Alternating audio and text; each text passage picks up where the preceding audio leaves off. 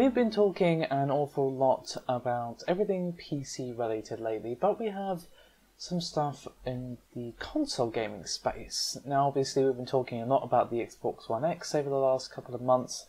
Obviously we finally learned the specifications, and obviously at E3 we finally got a price and release date, and also that price was higher than some anticipated and right on the money for others, but obviously, as I've been saying pretty much ad nauseum since the Xbox One X was known as the Scorpio, is that what it really comes down to is, of course, the games and the exclusives. And obviously, about 3 months ago, we had some comments from Phil Spencer that Microsoft was upping investment in first-party content production. But obviously, we didn't really see this at E3, but Phil was quick on the money, as always, to say, look, he doesn't want to basically be Sony, to be fair, and reveal a game that isn't going to be out for like 2 or 3 years. And I can respect that. However, we have some interesting new comments from an industry insider on a NeoGAF post, which of course will be linked in the description below.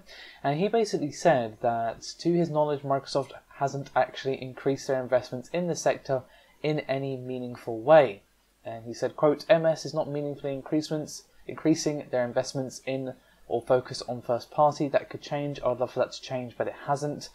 Never said I know every penny. I said no meaningful change in investments. There could be things I don't know about, or I'm wrong about something. I never claimed to be infallible, but I know enough to have a pretty good view of the situation, hence the not speculation part. It's not really that complicated, even if we disagree. Their software efforts have underperformed this gen, and the Xbox division doesn't have a blank check to do whatever they want.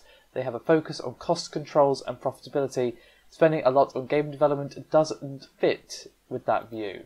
So let's just say that this person is actually correct. I mean, what could actually be causing this to happen, or to not happen, I guess, is the more accurate thing. It could just be they're obviously spending a lot of money on the Xbox One X, R&D, marketing, and obviously, producing the damn thing. So perhaps they're kind of holding back for that, and once that's out of the way and actually in the market and making them some of this money back, they'll start focusing then. Or again, like they pointed out themselves, this particular user, they could be wrong, there could be things they don't know about, that sort of thing. If there are games coming out, say, in 2018, 2019, we're going to be learning about them soon, because Microsoft are quite keen to kind of hold back until they can say, this is out next year, or whatever, or this year even. Pretty much all of their E3 conference was 2017 or 2018 release. As amazing as Sony's last few E3s have been, we haven't seen High nor Hero, Final Fantasy 7, Shenmue 3, all of this is eventually coming out at some point, question mark.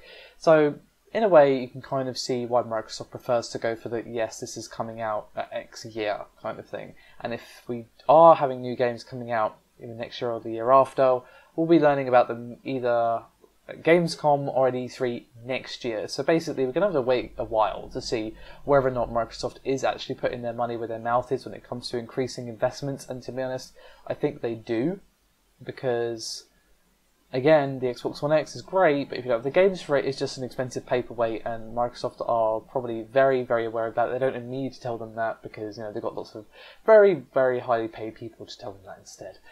However, onto the more official side, we have some interesting comments. And these are from the Microsoft CEO, Satya Nadella.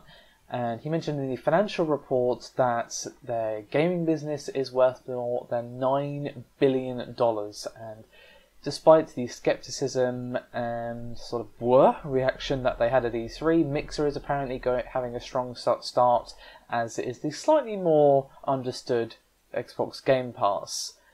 And he said, quote, our gaming business now is worth more than $9 billion and growing profitably. The gaming world is growing faster than ever before, from gameplay across multiple devices to the explosive growth in streaming and esports to new subscription services and mixed reality scenarios. We are uniquely positioned to capture a large share of this opportunity because of our ability to unite the global community of gamers through Xbox Live, now 50 million strong and growing, and enable new experiences across PC, consoles, and mobile.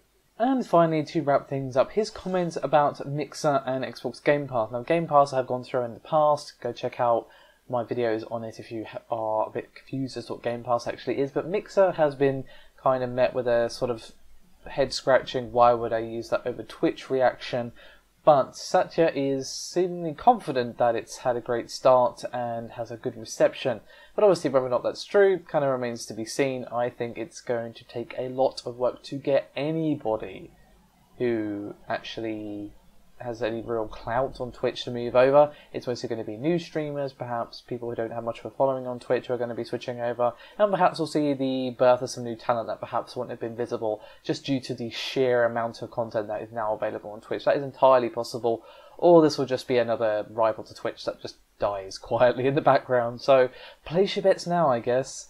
But thank you very much for watching, guys, and I'll see you next time.